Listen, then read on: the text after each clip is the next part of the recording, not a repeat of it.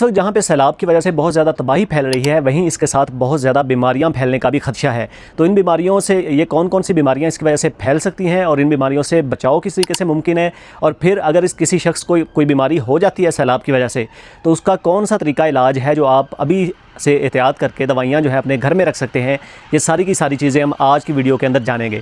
तो सबसे पहले शुरू करते हैं कि जब भी सैलाब आता है उसकी वजह से ज़ाहिर सी बात है पानी जो है वो कंटेमिनेटेड हो जाता है। मैंने अपनी पिछली वीडियो के अंदर बताया भी है कि आपने कंटेमिनेटेड वाटर जो है उससे किस तरीके से, उससे फैलने वाली बीमारियाँ जो हैं उससे किस तरीके से बचना है। लेकिन अगर फ़र्ज़ करें कोई बंदा जो है वो उस कंटेमिनेटेड वाटर को पी लेता है, तो सबसे पहली बीमारी जो लगने का खदशा होता है वो होता है कि उसको हैज़ा हो जाता है, जिसको कोलरा भी कहते हैं। बैक्टीरिया की वजह से फैलने वाली एक बीमारी होती है जिसकी वजह से आपको बहुत ज़्यादा दस्त लगना शुरू हो जाते हैं, डायरिया जिसको आम ज़ुबान में कहते हैं, डायरिया होना शुरू हो जाता है। इसके साथ साथ उल्टियाँ आनी शुरू हो जाती हैं, पेट जो है उसके अंदर मरोड़ उठना शुरू हो सकते हैं, या पेट के अंदर दर्द होना शुरू हो जाता है। तो इसके लिए आपने करना यह है कि आपने सबसे पहले अपने घर के अंदर ORS के पैकेट रखने हैं, यानी जो निमकोल है आम मार्केट के अंदर दस्तयाब होता है। अगर ना भी हो तो उसके बनाने का एक ख़ास तरीका भी है, वो आप इंटरनेट के ऊपर देख सकते हैं। आप घर के अंदर भी निमकोल को बना सकते हैं। तो आपने निमकोल जो है उसको घर के अंदर लाजमी रखना है, उसका स्टॉक जो है वो लाजमी रख लें।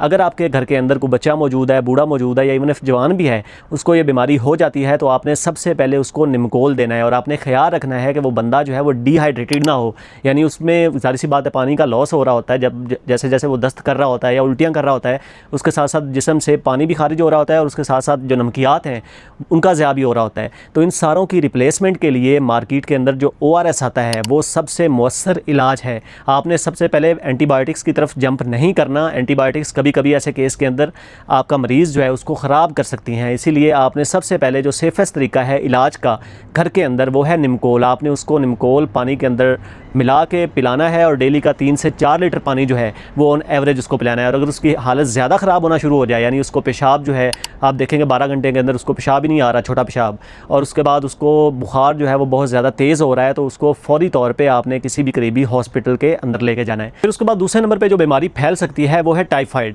आपको पता है कि सैलाब के पानी की वजह से अक्सर जो पाइप्स होते हैं, वाटर लाइन्स होती हैं, वो कंटेमिनेटेड हो जाती हैं। उनकी वजह से जो बैक्टीरिया है ये फैल के आपके जो खाना है उसके अंदर शामिल हो सकता है, या जो आपका पीने वाला पानी है उसके अंदर शामिल हो सकता है। तो इसके बचाव के लिए तो लाजमी है कि आप साफ़ पानी पिएँ या आप अपने हैंड हाइजीन जो है उसका बहुत ज़्यादा ख्याल रखें। लेकिन अगर किसी को ये बीमारी हो जाती है तो इसकी तशख़ीस का ये तरीक़ाकार है कि आपका जो मरीज़ है उसको बहुत ज़्यादा बुखार होना शुरू हो जाएगा, उसको पेट में दर्द होना शुरू हो जाएगा, जिस्म के ऊपर हो सकता है उसको निशान पड़ जाए कोई लाल रंग का, फिर ज़ुबान जो है उसके ऊपर उसको सफ़ेद कलर का कोई निशान पड़ सकता है, और बुखार जो है वो बहुत ज़्यादा तेज़ होगा, उसमें सुबह तेज़ चढ़ेगा, फिर उसके बाद शाम को सही हो जाएगा, फिर दोबारा से तेज़ बुखार जो है वो होना शुरू हो जाएगा।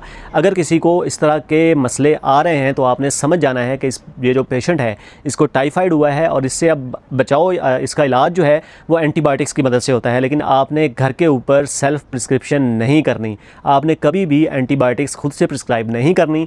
आपने उसको किसी भी मुस्तनिद डॉक्टर के पास लेके जाना है, वहाँ पर उसके टेस्ट होंगे, टेस्ट में अगर टाइफाइड आता है तो फिर उसको एंटीबायोटिक जो है वो दी जाएगी। मीनवाइल जैसे मैंने आपको पीछे बताया था कि उसकी हाइड्रेशन जो है उसका आपने ख्याल रखना है। आपने उसको ज़्यादा से ज़्यादा पानी पिलाना है, उसको ज़्यादा से ज़्यादा आपने अगर हो सके तो निमकोल जो है वो भी पिला दें। फिर उसके बाद तीसरे नंबर पे आपको पता है कि पानी अब जब खड़ा रहेगा तो उस खड़े पानी की वजह से बहुत ज़्यादा उसमें मच्छर पैदा होंगे। जब उसमें बहुत ज़्यादा मच्छर पैदा होने आगे जो महीने आ रहे हैं वो हैं भी ऐसे जिनमें मच्छर जो है उसकी पैदाइश ज़्यादा होती है, और पाकिस्तान के अंदर डेंगू का सीज़न भी आ रहा है। तो आपने ये बात ख़ास जहन में रखनी है कि इस सीज़न के अंदर डेंगू और मलेरिया जो है वो फैलने का बहुत ज़्यादा ख़दशा मौजूद है।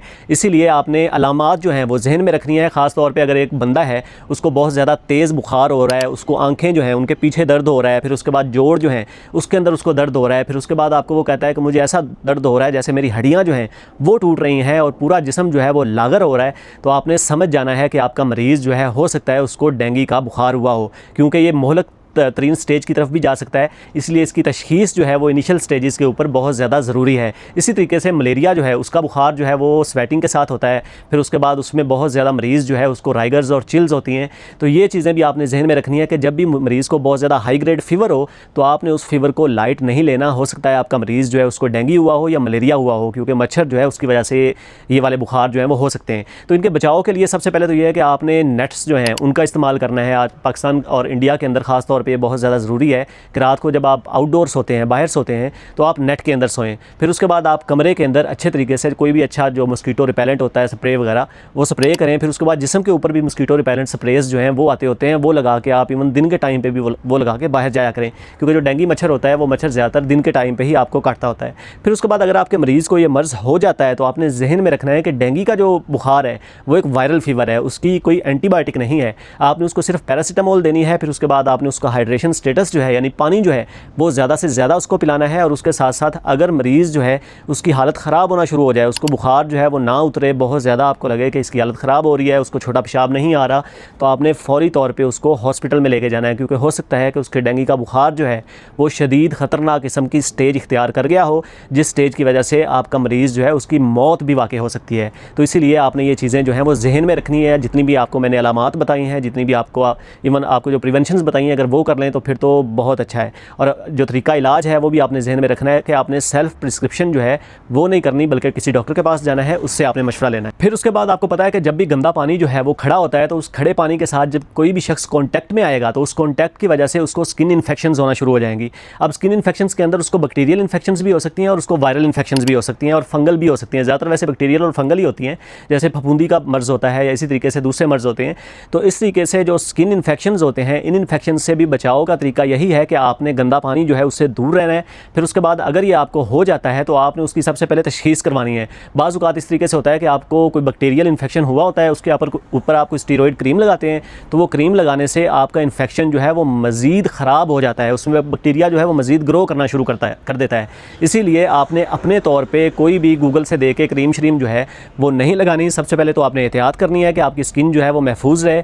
लेकिन अगर खुदा न खास्ता आपको कोई इन्फेक्शन हो जाए तो आपने फ़ौरी तौर पे डॉक्टर से रुजू करना है, अपनी तशख़ीस करवानी है कि ये मुझे किस तरीके का इन्फेक्शन है, ये बैक्टीरियल है या फंगल है, और उसके अकॉर्डिंगली आपने जो भी वो आपको क्रीम दे या आपको कोई लोशन दे या आपको कोई दवाई दे वो इस्तेमाल करनी है। फिर उसके बाद नेक्स्ट आपको पता है कि इस सैलाबी दौर के अंदर हवा जो है उसके अंदर भी बहुत ज़्यादा ज़र्रात शामिल हो जाते हैं। उनकी वजह से ख़ास तौर पे जो ऐसे पेशेंट्स जिनको ऑलरेडी सांस की बीमारियां हैं, जैसे कोई एज़मा का पेशेंट है या जैसे कोई COPD का पेशेंट है, ब्रोंकाइटिस का पेशेंट है या किसी भी तरह की एलर्जी का पेशेंट है, वो पेशेंट्स जो हैं उनके लिए ये वाला मौसम जो है वो बहुत ज़्यादा ख़तरनाक साबित हो सकता है। इसमें उनके लिए आपने ख़ास तौर पे ख्याल रखना है कि उनका जो इन्हेलर है, जो रेगुलर इन्हेलर, चाहे वो ब्लू इन्हेलर इस्तेमाल कर रहे हैं एज़मा वाले पेशेंट या कोई ब्राउन इन्हेलर इस्तेमाल कर रहे हैं, वो इन्हेलर्स आपने स्टॉक जो है उसका अपने घर के अंदर लाजमी रखना है। ये ख़ास तौर पे उन लोगों के लिए ज़रूरी है जिनके घर के अंदर कोई एज़मा या COPD वाला मरीज़ मौजूद है। उनको पता है कि जब भी दमे का अटैक होता है या COPD का अटैक होता है तो मरीज़ जो है उसकी हालत तकरीबन मरने वाली हो जाती है, और उस सूरत में अगर उसको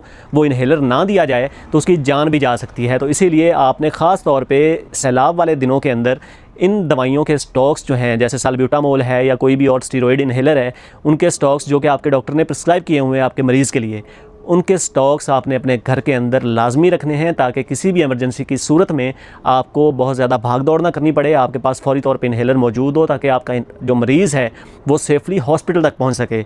और लास्टली आपने इस इन्फॉर्मेशन को, ये जितनी भी मैंने आपको बीमारियों के मुतालिक बताया है, ये ज़्यादा से ज़्यादा शेयर करें। अगर आपका कोई क्वेश्चन है ख़ास तौर पर ये जो बीमारियाँ अभी बताई हैं, तो आप कमेंट्स के अंदर वो सवाल अपना लिख सकते हैं, हम आपके उस सवाल को प्रॉपर आंसर करेंगे। और अगर आप कहीं भी किसी भी सैलाबज़दा इलाके के अंदर मौजूद हैं और आप कंसल्ट करना चाहते हैं, आप किसी भी बीमारी के बारे में पूछना चाहते हैं, तो आप हमसे मुफ्त मशवरा भी कर सकते हैं। Thank you so much.